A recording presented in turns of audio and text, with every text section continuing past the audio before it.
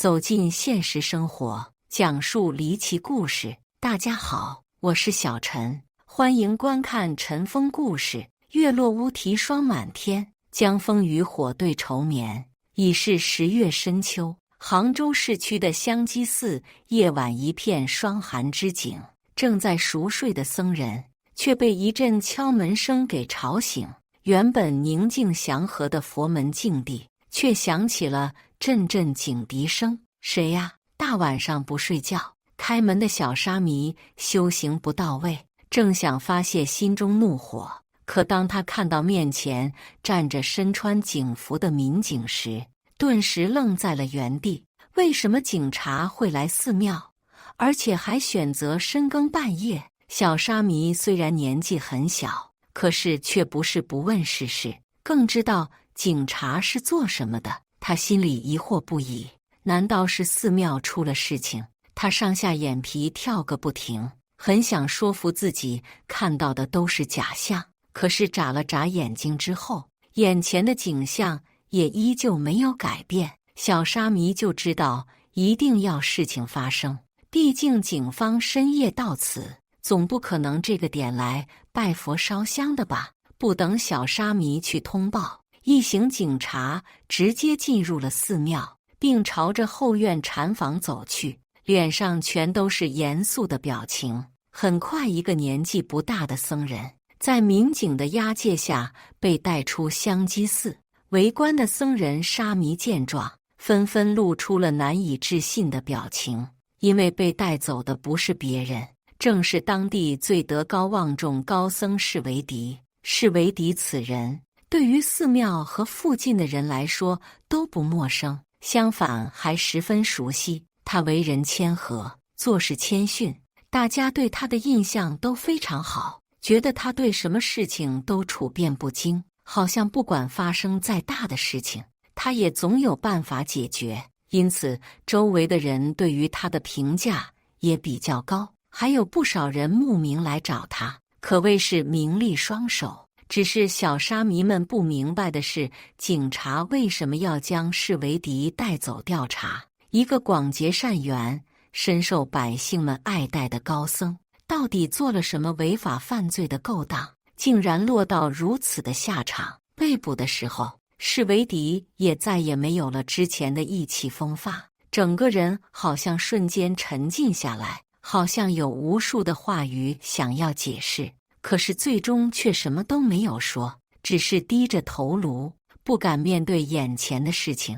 寺庙里的人一看就失望不已，这种情绪似乎是认定了自己的罪名，而这一切的原因还得从17年前的一桩灭门案开始说起。时间回到1994年7月，江西省某市职工宿舍里传来一阵哀嚎，周围的居民被吵醒，纷纷前来查看情况。可眼前的一幕却让在场众人惊骇不已。只见某厂职工徐敏一家3口惨死在宿舍中，除了徐敏之外，他的妻子和年仅2岁的儿子也被人活活砍死，现场惨不忍睹。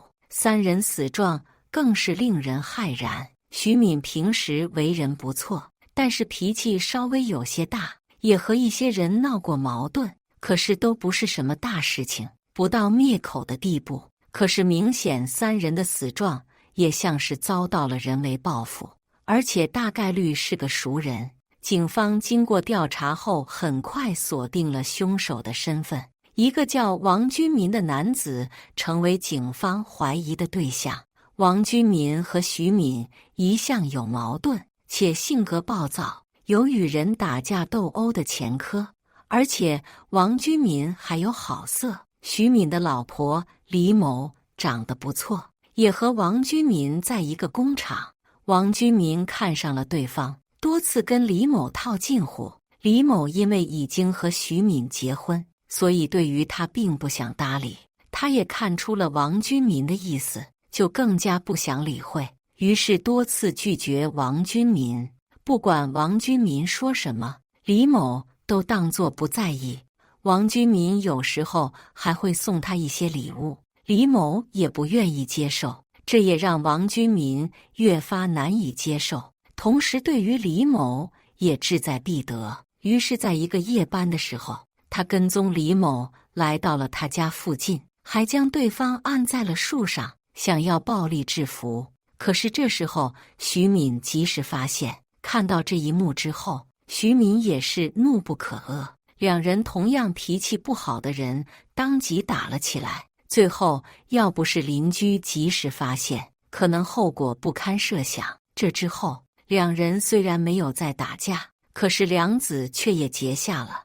而王居民对于李某也没有死心，时不时就骚扰一下。徐敏听说之后，两人的矛盾是越来越大，见面也是剑拔弩张，谁也不愿意让谁，还闹过好几次矛盾。附近的人对于这些事也有所听闻，一些关系好的过来劝说，可是却一时能够解决的。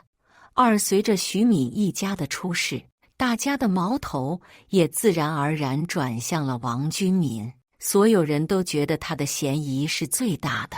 最后调查结果也没有出乎警方的意料，这件事情的确和王居民有一定的关系。警方找到王居民时，他显得非常惊慌。一番审讯后，他当即承认是自己杀的人，只不过凶手却不止他一个。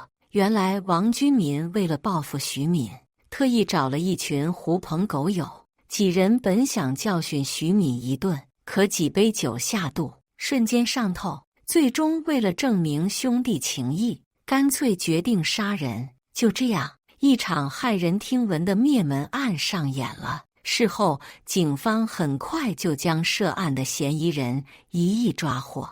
除了一个叫徐新莲的男青年逃亡在外，起初民警本以为徐新莲落网只是时间问题，最多1-2年就能将他捉拿归案。警方也没有对此放弃调查，甚至觉得徐新莲逃不了多久。可17年过去了，徐新莲就像是人间蒸发了一样，消失在了警方的视野中。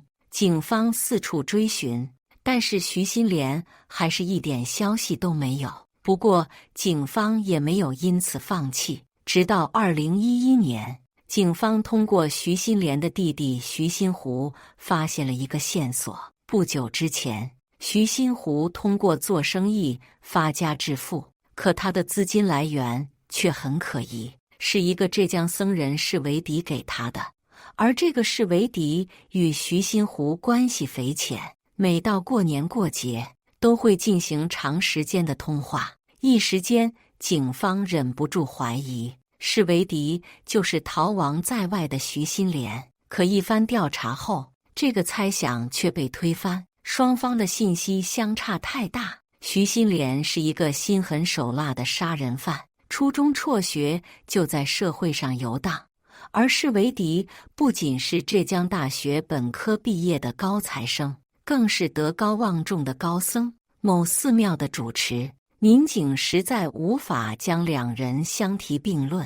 除此之外，还有一个原因，那就是释维迪俗名不姓徐，他本名罗明生，是广东人。就在警方准备放弃对释维迪继续调查时，其亲传弟子的爆料贴却引起了警方的注意。在网络上有一篇爆料帖子，据说是释维迪亲传弟子发布的，不仅曝光了寺庙僧人的屈辱内幕，更揭穿了释维迪的真实面目。帖子里说，释维迪表面上是一个慈眉善目的高僧，可实际上抽烟喝酒、打牌赌博，甚至在外面包养了情妇。有一次喝完酒，当众和寺庙里的僧人打了起来，但事后释维迪却利用自己的权势，将和自己作对的僧人全都赶出寺庙。除此之外，释维迪还贪污公款，